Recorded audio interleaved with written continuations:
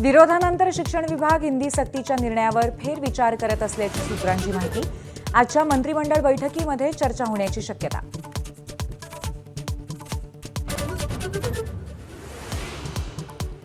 Doctor घैसासांवर गुन्हा दाखल झाल्यानंतर IMA आणि हॉस्पिटल बोर्ड ऑफ इंडिया आक्रमक।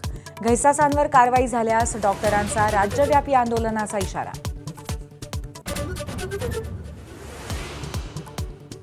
मुंबईतील जैन मंदिर जमीनदोस्त केल्यानंतर जैन समाजाकडून राज्य अल्पसंख्याक आयोगाला तक्रार।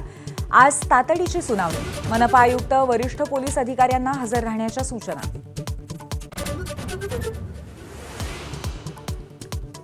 शेतकऱ्यांच्या 1 रुपयात पीक विमा योजनेत अनेकांनी चुना लावला। उपमुख्यमंत्री अजित पवारांचं वक्तव्य। चुना लावल्यामुळेच योजना अडचणीत आल्याचा दावा।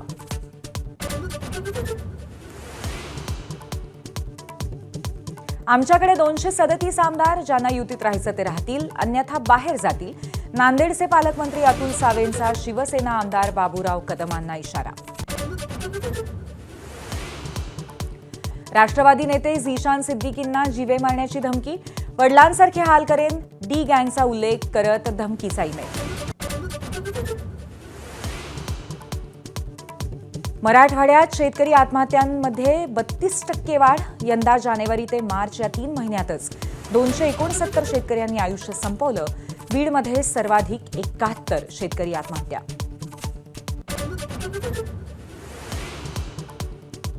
राज्यातील बहुतांश जिल्हे शहरं उन्हाने तापली।